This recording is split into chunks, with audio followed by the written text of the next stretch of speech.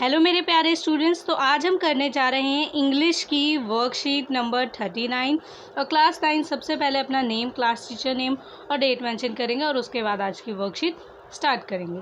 आपको सबसे पहले क्या कहा गया है? Dear students, we have learned about the modals in the previous worksheets. In this worksheet, we will revise all that we have learned about modals. बोला गया है कि प्यारे बच्चों, हम लोगों ने जो पिछली वर्कशीट्स थी उन सारी वर्कशीट में हमने मोडाल्स के बारे में पढ़ा था। Probability of modals, possibility, advice, ये सारी चीज़ें हमने पढ़ी थी। ठीक है। In this worksheet we will revise all that we have learned about modals. तो इस वर्कशीट में हम सारी चीज़ें एक साथ मिक्स करके और फिर मोडाल्स के बारे में पढ़ेंगे। ठीक है। तो यहाँ कुछ बच्चों को जो है थोड़ी कन्फ्यूज़न हो सकती है कि हाँ एक साथ कितना कन्फ्यूजिंग होगा, लेकिन जिन बच्चों ने लास्ट वर्कशीट ध्यान से समझी है और देखी है, मैंने सभी वर्कशीट बहुत डीपली एक्सप्लेन की थी, अगर समझी है आपने तो आप इस वर्कशीट को बहुत आसानी से समझ सकते हैं और सॉल्व कर सकते हैं। ये वर्कशीट ज़्यादा डिफ़िकल्ट नहीं है। आप जो है आपको गिवन एग्जांपल्स हैं और पिक्चर्स हैं, आप समझ के कर सकते हैं। उसके अलावा एक और बात वो ये कि आज की ये वर्कशीट मैं नहीं बनाने वाली थी क्योंकि मेरी तबीयत नहीं ठीक थी। मेरा हेडेक सुबह से बहुत हो रहा था। सर दर्द होने की वजह से मुझे बिल्कुल भी स्क्रीन नहीं दिख रही थी, बट बहुत सारे बच्चों ने कहा कि मैम प्लीज़ बना दीजिए, प्लीज़ बना दीजिए। तो आप लोग की रिक्वेस्ट मेरे लिए ज़्यादा ज़रूरी है और आप लोग की हेल्प करना मेरे लिए बहुत ज़रूरी है, क्योंकि मैं नहीं चाहती कि किसी भी बच्चे का एक भी वर्कशीट मेरी वजह से छूटे। तो इसीलिए फिर मैंने थोड़ा रेस्ट किया और उसके बाद मैं आपको ये वर्कशीट थोड़ा लेट प्रोवाइड करवा रही हूँ, बट फिर भी कोशिश कर रही हूँ कि अपने आप को थोड़ा कोशिश कर रही हूँ कि कंट्रोल करके और अपनी तबीयत को थोड़ा सा नॉर्मल करके और आपको समझा सकूँ। ठीक है। तो अगर आप इस वीडियो को देखेंगे, समझेंगे और उसके अलावा शेयर करेंगे ज़्यादा से ज़्यादा बच्चों को, तो मुझे अच्छा लगेगा कि जिन बच्चों ने रिक्वेस्ट की है उन तक मैं ये वीडियो सही से पहुँचा पाई। ओके। सो आज का आपका जो टॉपिक है वो मोडाल्स से रिलेटेड है। इसमें आपको क्वेश्चंस दिए गए हैं first, second, third, fourth, fifth. अब क्वेश्चन में क्या है, जो फर्स्ट क्वेश्चन है इसमें आपको पिक्चर्स गिवन है, इन्हें आपको देखना है और फिर इनका आंसर करना है। ठीक है। जो सेकंड है इसमें आपको जो है गिवन सेंटेंसेस है।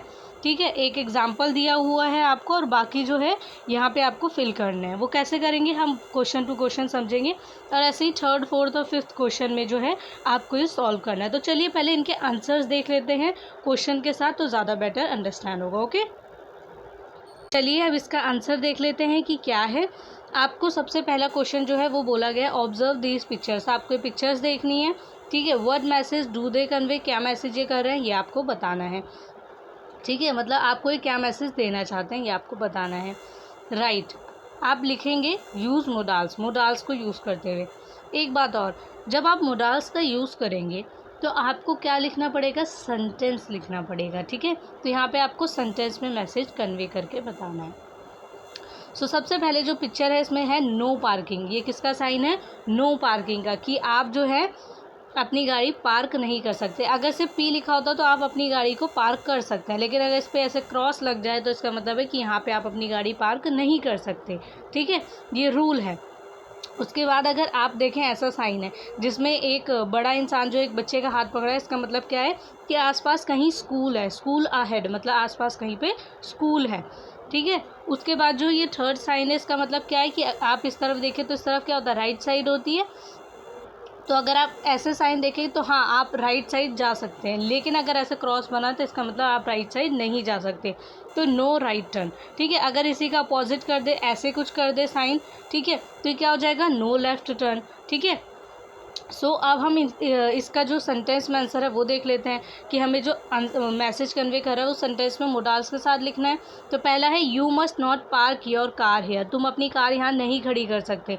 मस्ट कहाँ यूज़ होता है, जहाँ पे रूल मैंने आपको जो लास्ट वर्कशीट है उसमें भी बताया था, मस्ट कहाँ यूज़ होता है, जहाँ पे हम रूल्स की बात करते हैं। ठीक है। जहाँ आपको फॉलो करनी ही है कोई बात, तो वहाँ क्या लगता है, मस्ट लगता है। ठीक है। तो you must not park your car here, तुम अपनी कार यहाँ नहीं खड़ी कर सकते। जो दूसरा है वो है you should drive slow as children are going to school. ठीक है। You should drive. अब यहाँ पे शुड कहाँ यूज़ होता है, जहाँ पे आप किसी को एडवाइस कर रहे होते हैं और फॉर्मल, ठीक है। इस सेंटेंस के अकॉर्डिंग जो है आप एडवाइस कर रहे हो, ये सेंटेंस थोड़ा फॉर्मल है कि यू शुड ड्राइव, ठीक है, कि आपको ड्राइव करना चाहिए स्लो, धीरे, as children are going to school, क्योंकि बच्चे जो है स्कूल जा रहे हैं।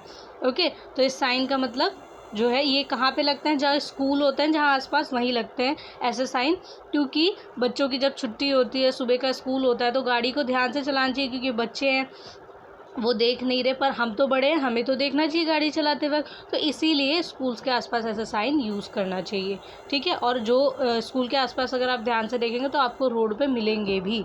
उसके बाद जो थर्ड है वो है you must turn left as there is no right. यहाँ पे क्या है कि आप जो है इसमें क्या बोल रहे हैं कि यू मस्ट टर्न लेफ्ट, आपको लेफ़्ट लेना चाहिए, as there is no right, क्योंकि यहाँ पे कोई राइट नहीं है, इस साइन का मतलब है, ठीक है, no right turn. Okay, then हम जो सेकंड क्वेश्चन है इसे देख लेते हैं। तो चलिए सेकंड क्वेश्चन देख लेते हैं। इसमें बोला है read the sentences given in the table box, change them as given in example. आपको जो है पहला एग्जाम्पल दिया गया है और इसके बाद आपको बोला गया इसी के अकॉर्डिंग आपको जो दिए सेंटेंसेज हैं इन्हें आपको क्या करना है, आपको इन्हें भी लिखना है, ठीक है। सो आप जो है सबसे पहले बोला है सर्टेनिटी, कि यकीन से कह सकते हैं कि ये चीज़ होगी, ठीक है।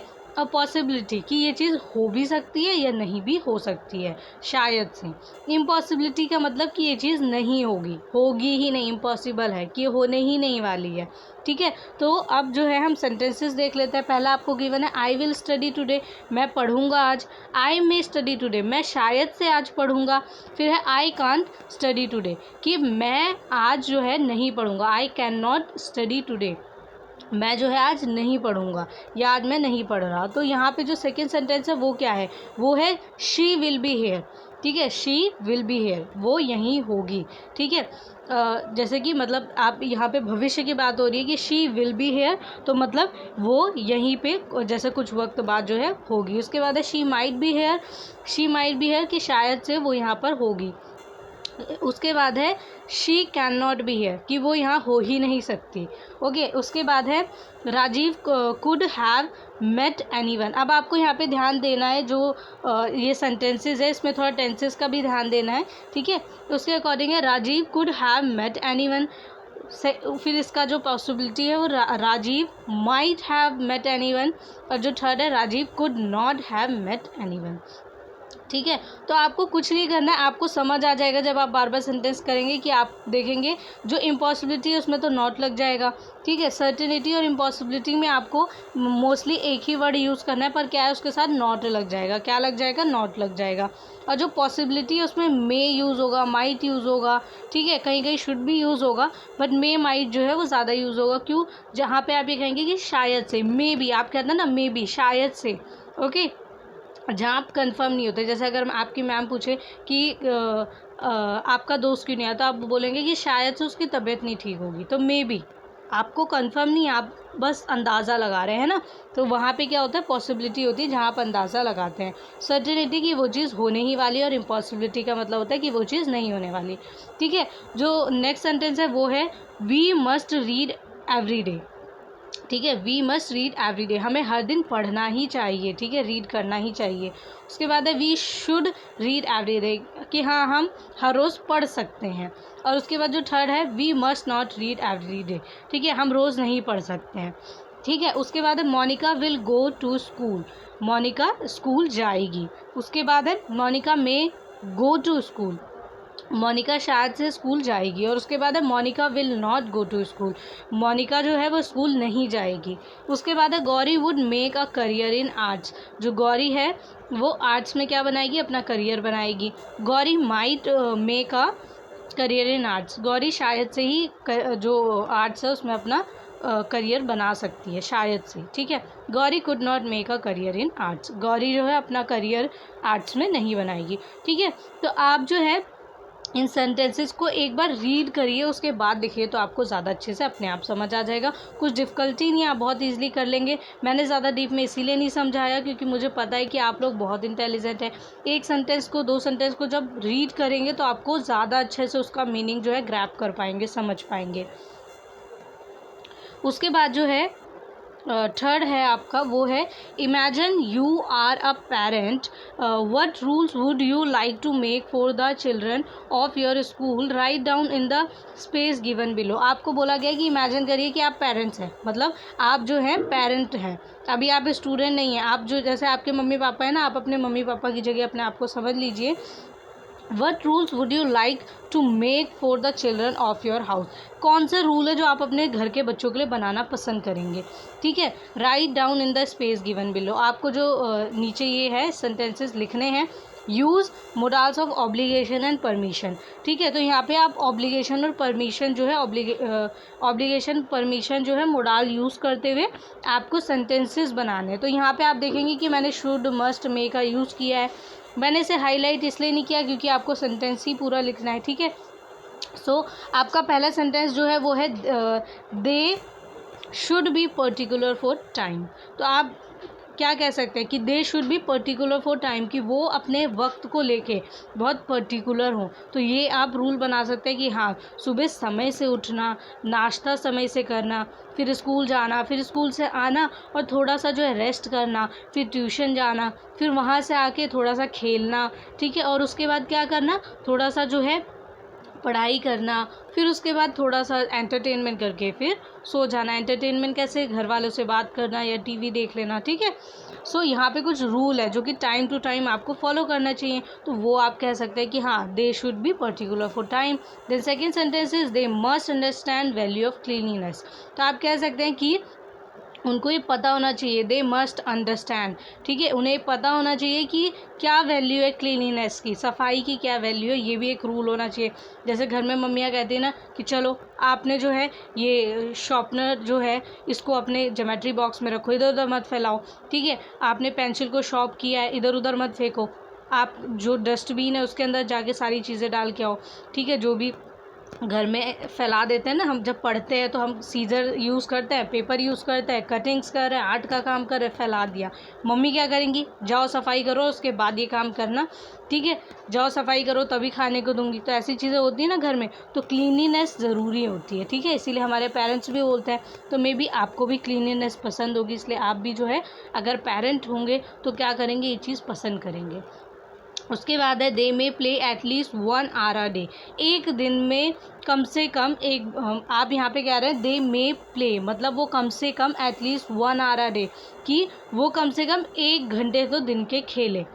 कोई भी पेरेंट ये नहीं कहता कि उनका बच्चा खेले ना, खेलना कूदना बहुत ज़रूरी है, क्योंकि वो आपकी ग्रोथ के लिए ज़रूरी है। आपकी हाइट बढ़ती है, उससे आपका जो वेट है वो एक सही उसमें जो है रहता है, जो उसका सही मास होना चाहिए उसमें रहता है। ठीक है, तो वो सारी चीज़ें रहें और आपकी मेंटल और फिज़िकल डेवलपमेंट प्रॉपर हो, तो कोई भी पेरेंट ये नहीं कहेगा कि आप खेलो मत, बस वो ये कहेंगे कि अपनी पढ़ाई और खेल दोनों जो है उनको इक्वल टाइम दो। ठीक है, उसके बाद जो फोर्थ क्वेश्चन है, जो आपका फोर्थ क्वेश्चन है, इसमें आपको क्या बोला गया है, इसमें बोला गया है कि in the present time of कोविड-19 जो है, ठीक है, इसमें आपको बोला गया what would you like to tell your younger siblings.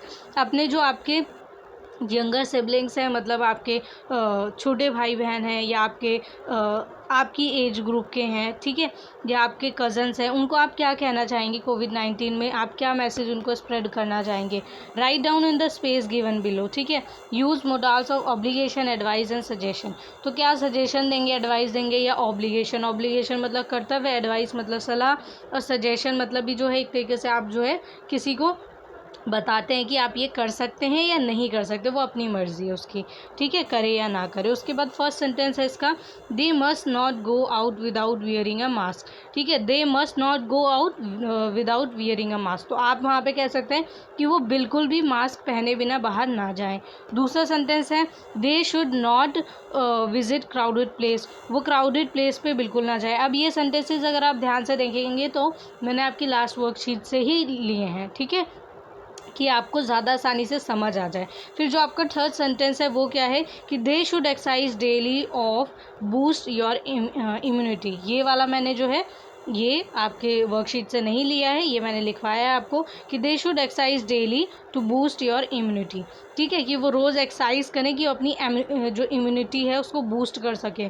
ठीक है, जो आप रोज़ एक्सरसाइज करते हैं आपको नहीं पता चलेगा, लेकिन आप रेगुलर एक्सरसाइज करिए, फिर 1 वीक तक मत करिए, तो देखेंगे आप कि आपके अंदर कितना आलस आएगा। जो बच्चे रेगुलर एक्सरसाइज करते हैं ना, वो बहुत ज़्यादा फुर्तीले होते हैं, मतलब वो इतने एक्टिव होते हैं, उन्हें नींद कम आती है, ठीक है। और जो एक्सरसाइज नहीं करते ना, उन्हें दिन मतलब वो रात को कितना भी सही से सोए हो, 8 घंटे की नींद प्रॉपर ली हो, लेकिन फिर भी उन्हें दिन में भी नींद आती रहती है, आलस आता है कि कौन उठे कौन। तो वो ऐसे बच्चे होते हैं जो एक्सरसाइज नहीं करते। ओके, तो आपको एक्सरसाइज करनी चाहिए, तो ये आप अपने सिबलिंग्स को बता सकते हैं। देन फिफ्थ है, imagine a family in your neighbourhood is a quarantined at home due to COVID, how can you help them and what would you ask them to do. Write in the space given below, use modal of offer, invitation and request. अब आपको यहाँ पे invitation, offer और request के modals use करने हैं, ठीक है।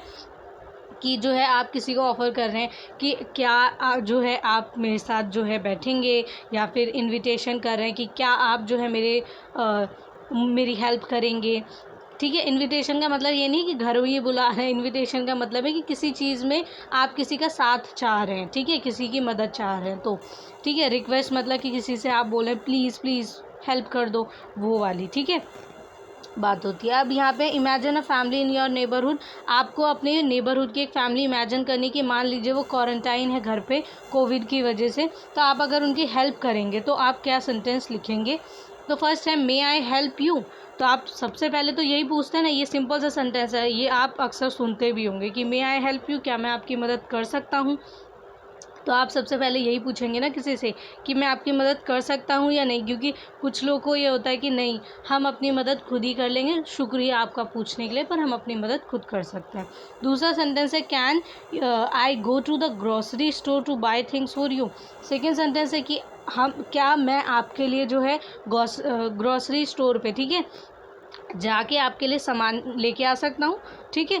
तो यहाँ पे भी आप पूछ रहे हैं कि क्योंकि कुछ लोग को ये होता है कि नहीं हम शॉप वाले को ऑर्डर करेंगे, तो वो पूरा मतलब जो है सावधानी रखते हुए मुझे देके चला जा सकता है, तो इसीलिए आप जो है पहले पूछेंगे। तो यहाँ पे आपको हेल्प, कैसे आप हेल्प कर सकते हैं उनकी, ये आपको यहाँ पे सेंटेंसेस में लिखना है, ठीक है।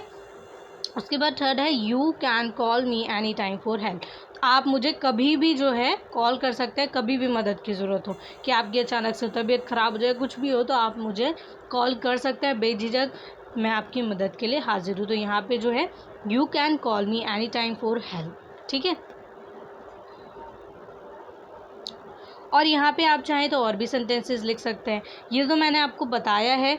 आप चाहें तो और भी सेंटेंसेस लिख सकते हैं कि can I do this for you, can I pay for you, can I buy this thing for you. तो आप ऐसे भी लिख सकते हैं, और भी सेंटेंसेस लिख सकते हैं, ठीक है।